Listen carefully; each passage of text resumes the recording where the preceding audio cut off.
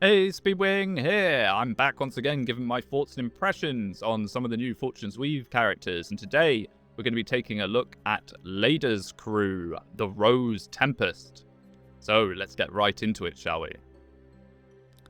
So, first up, we have Buccar, which sounds very much like a chicken noise to me. Buccar, Buccar! He was called Vakkania in the Japanese. I'm not really sure why they've shortened it to Buccar, but it's just the way it goes. A battle-hardened warrior known by the epithet Onikuma, Demon Bear. Oh, there's a few people on Reddit that'll be very excited about him being called a bear. He has served the protagonist Leda's father for many years, and as a remnant of that, he sometimes calls Leda Hime, Princess. He accompanies Leda on her journey of revenge, yet harbors complex feelings about it. Design-wise, I absolutely love this guy. I mean, if you want to have a battle-hardened warrior, there he is. So he's going to play this kind of advisor role to Leda. I imagine he's a sort of Jagan-type unit. Then they have a support conversation where he talks about when he was a young boy. He challenged Leda's father to a fight, and Leda's father absolutely thrashed him, and that he was looking for someone to kind of be a squire to. So yet just like Theodora with her retainers knowing her father, this guy knows Leda's father, or knew Leda's father, I should say. That's kind of her whole gimmick, is the revenge for the death of her father. The way that it says he harbors complex feelings about it, and that he fantasizes about Leda's happiness, makes me think that most likely he's going to know more details than he lets on about what happened to Leda. We know that one of Leda's main motivations is this Lechner character and how she wants revenge on him. Probably what's going to happen is Buccar knows a lot more about it than he's letting on. Whatever the twist that will happen to Leda will be something that he'll admit that he actually knew about. He's got this big burn on his face, and I think we see Leda in the first trailer as a much younger Leda, kind of in a fire, reaching her arm out. So I'm going to assume that that's where he got that. So yeah, I think he's a really cool character. I mean, he's going to be crucial to pushing along Leda's plotline. I think having him as the sort of yin and yang to her having these fiery outbursts will be quite good. As far as gameplay goes, he's an armor knight. We see him with this super weighty looking kind of anchor hammer that I think gives defense bonuses. He uses the same engage animations as Jade, which is really funny. Him and Jade have exactly the same crit, frame for frame, which is cool that they're reusing that. Yeah, don't have much more to say about him, really. We don't know anything about a personal skill or anything. It seems like they're giving each army one sort of armor knight, or at least one super bulky character a piece. There seems to be quite a lot of symmetry between the different routes, actually.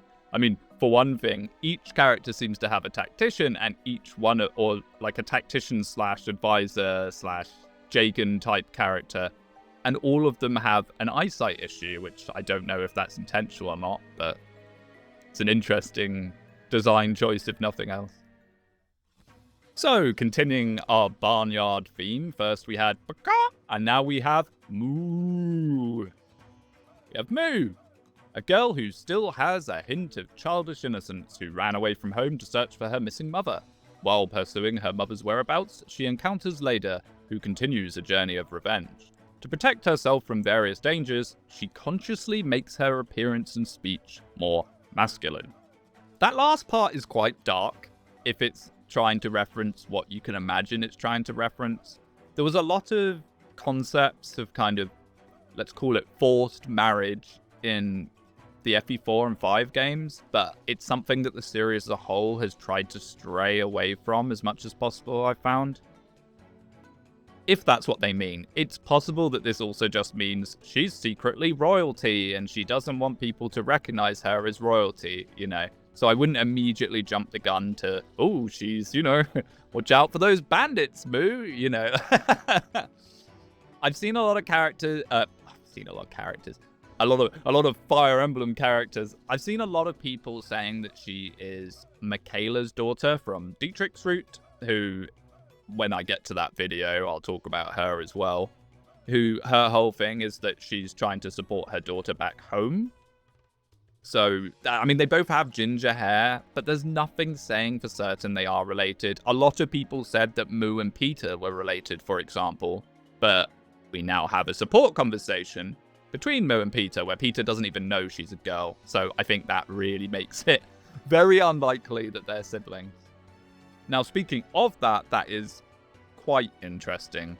The fact that Moo has a conversation with Peter is strange, because the way they're presenting these characters is they have them, you can see on the left there, she has the pink border with Rose Tempest emblem and name underneath her.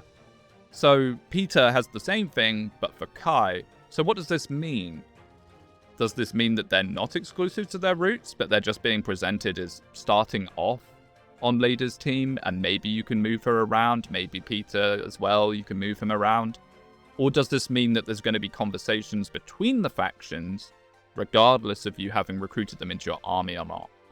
Or is it showing that later on in the game, perhaps, there's going to be a convergence? Like, it means so many things.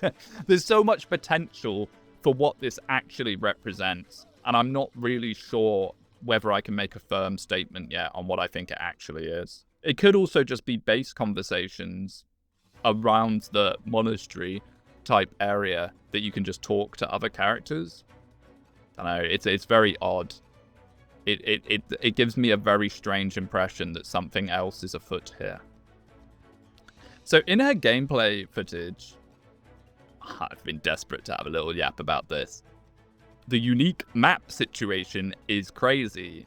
Moo's footage takes place on the same map as Theodora's footage, but with the map flipped on its side.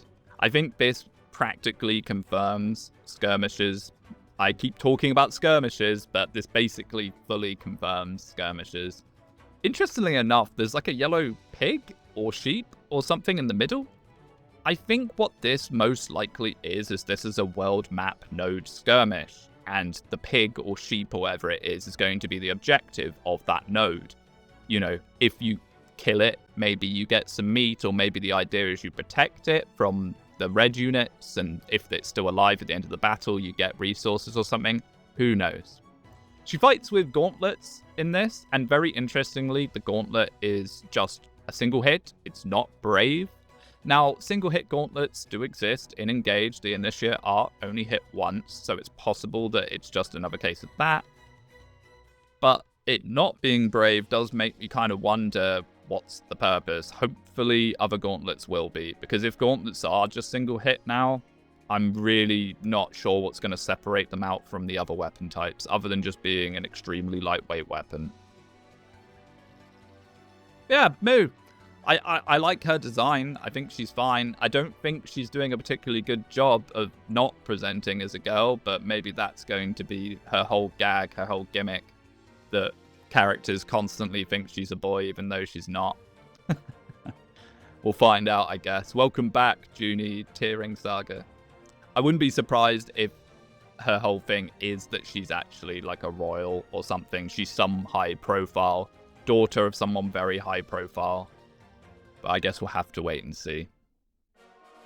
So, up next we have Sirocco. Now, where have we seen this bloke before? A mysterious bard who appears before Leda, who continues his journey of revenge. I'm assuming that means her journey of revenge. He calls himself the Capricious Wind. Capricious. He calls himself the Wind, and has a frivolous nature that always leads him to flirt with beautiful women, but he also possesses sharp insight and high erudition. So, he has the Wind in his profile. Sirocco is also a word that means wind. They're being a bit on the nose of this one.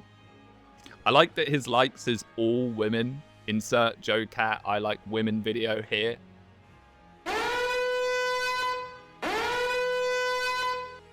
In his combat video, we see proof that Spellbook is back. The spells have limited uses, which is very cool. I actually like this a lot. I'm a big fan of the free house. I'm not the biggest fan of a lot of things free houses did, but I do like the spellbooks. So I'm happy to see them back. Hopefully there's a lot of unique spells between the different mages, something that really sets them apart. I think that'd be a lot of fun. So, in his... I don't even really want to call it a support video. I mean, unless it is his C support of Leda, it's a little confusing. Sirocco talks to a bar manager, and the bar manager talks about how a goddess of luck has come into the tavern, and everyone's super excited about it and really stoked on her. And Sirocco's like, oh, really? Oh, I do love women, after all. And the bartender's talking about Leda.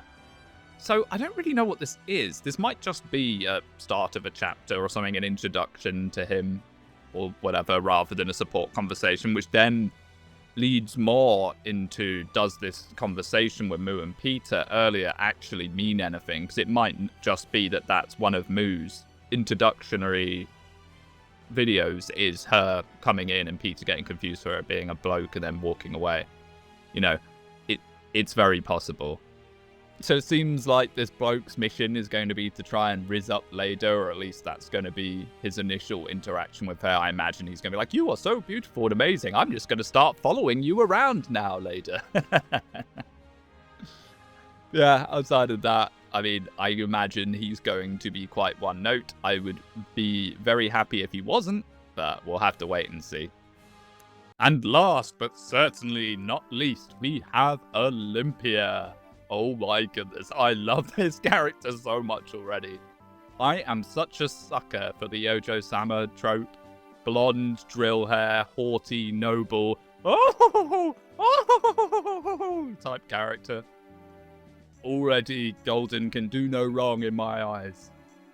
A passionate priestess serving at the Kara temple in the upper levels of the Gungeon. Enter the Gungeon. She is so gifted in song and the arts that she has been bestowed the title Kale's Rose. It seems she has a past grudge with Leda, and she burns with strong competitive spirit towards her. So, she's a priestess, and her whole thing is going to be butting heads with Leda over and over, which I think has a lot of potential to be a lot of fun. She uses Nosferatu. Nosferatu is back on the menu. Interestingly, the other priestess we've seen on Kai's army didn't have it in her spell list, so perhaps Nosferatu is not just blanket available to everyone, which is kind of interesting.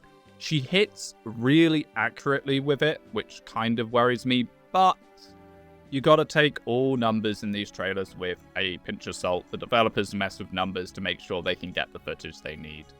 We actually know her personal skill, which is great. She's the only one of Leda's group that we know it for. And it's that she gets a critical hit bonus with magic. Now, this is potentially really, really strong. This could be really good. With Nosferatu, say that the numbers aren't too fiddled. You've got to be so careful with Nosferatu. We've seen what happens when you're not careful with Nosferatu in Awakening. But if you can buff this girl's defense or her dodge, and perhaps give her a little more crit, she is just going to be face tank crit healing her way through waves of enemies with Nosferatu. Hopefully this won't be the case, but we'll have to wait and see. So, in either her support conversation or just the cutscene, I'm going to stop calling these support conversations from now on, because I don't feel like this is a support conversation either. Olympia comes in, and we get to hear the new funny footsteps of Fortune's Weave with the tuba blaring in the background. And Olympia basically accuses Leda of stealing her limelight, that she used to be called the Rose, and now Leda's called the Rose, but now Olympia is the Blue Rose, and she's going to challenge her. It's a fun interaction. I do hope that they don't make her too one-note. I know I said earlier that I'm a big fan of the whole Ojo-sama trope, but if they just make her a complete goofball character, so Sirocco already looks like he's also going to be a goofball character, I hope they tone it down a bit. I think it would be very interesting to dive more into her religion. I think priestesses and pantheons and stuff is something that's horribly underutilized in Fire Emblem. We're raring up to see a bunch of new religious characters that we haven't heard of before in Free Houses, so hopefully they're going to lean more into that. But yeah, I love this girl. I get the feeling she's going to be a huge fan favorite just from design, character, play style. So far, she's ticking all the boxes. So, there are my initial thoughts and impressions on Leda's army, the Tempest Rose, or Rose Tempest. I forget which way round it is. Rose Tempest, probably. Do let me know down below what you think of these characters. And until next time, I'll catch you later.